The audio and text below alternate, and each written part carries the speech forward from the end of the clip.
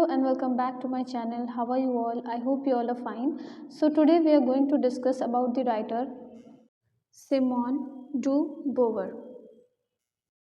Okay, let us discuss little bit about the writer. Simone de Beauvoir was born on 9 Jan 1908 in Paris, France and died on 14th April 1986. Now let us discuss long question answer which is very important for the exam.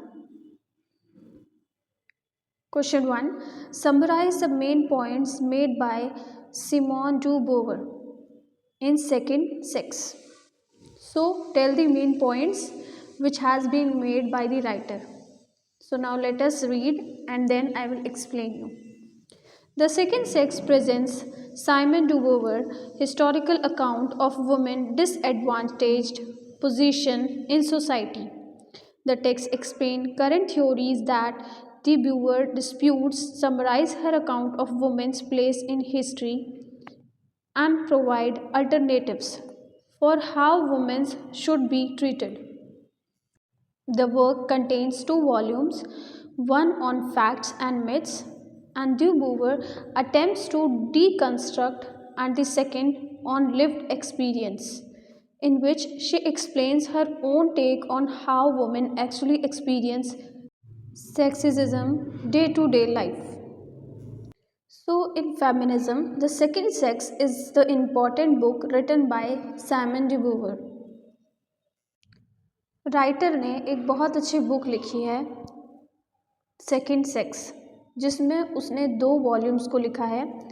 Volume 1 जो facts and myths पे based है और volume 2 जो कि lived experience पे based है.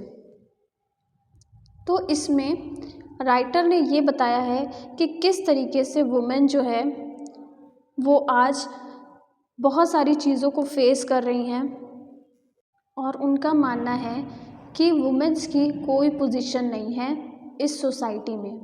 Means women's को as a sex object देखा जाता है. तो जैसे इनकी फर्स्ट वॉल्यूम है जो कि फैक्ट्स एंड मिथ्स पे बेस्ड है, तो उस बुक में उन्होंने ये मेंशन, सबसे पहला जो चैप्टर है उसमें एक क्वेश्चन दिया है उन्होंने, और उन्होंने कहा है कि व्हाट इज़ वुमेन. उनका ऐसा मानना है कि ये जो दुनिया है ये पूरी मेल सोसाइटी से भरी हुई है और यहाँ पे वुमेन्स को अदर कहा गया है. अब इस बुक के माध्यम से वो ये बताना चाहती हैं कि किस तरीके से वुमेन्स के साथ ट्रीटमेंट होना चाहिए और किस तरीके से उनको एक अच्छी पोजीशन पे हमें रखना चाहिए. बिकॉज एट द एंड जो भी हमारा लाइफस्टाइल है वो एक वुमेन से ही चलता है. चलिए आगे पढ़ते हैं. With in the first volume de Beauvoir first focuses on biology, psychoanalysis and historical materialism as three different flawed theories for explaining the female condition. She explains that none of these theories fully explain every aspect of women's situation. Biology cannot account for the ways in which society conditions people to treat one another. Psychoanalysis ignores the question of why people are driven by this certain motivation to begin with. And historical materialism is to fix fascinated economic theories to recognize how sexuality and other factors play into men's treatment of women as well as. This first part allows de Beauvoir to establish what kinds of explanations she will be working against when she provides her own theories in the following sections.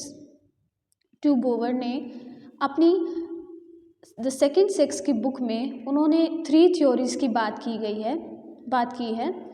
पहला है biology, दूसरा है cyclo analysis और तीसरा है historical materialism.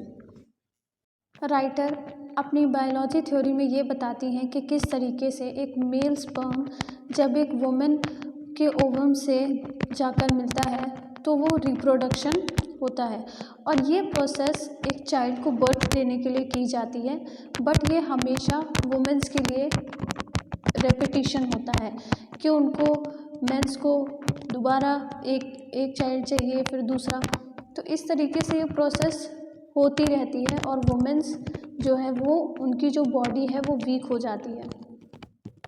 तो mains को इतनी प्रायोरिटी दी जाती है एज़ कंपेयर टू वुमेन्स।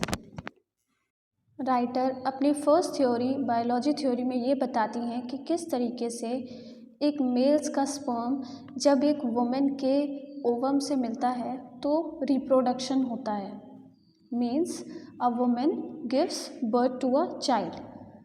तो इसका मतलब है कि बार बार रिप्रोडक्शन होता रहता है, means a women does the same process for the reproduction.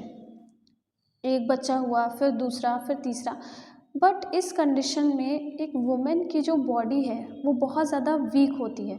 और अगर हम मेंस को देखें तो जो मेंस होते हैं उनको कुछ नहीं करना होता है और वो अपनी लाइफ में आगे बढ़ते रहते हैं अपने करियर में। राइटर बताती हैं कि किस तरीके से फीमेल्स को एक वर्ड दिया गया है और वो वर्ड है साइकोलॉजी।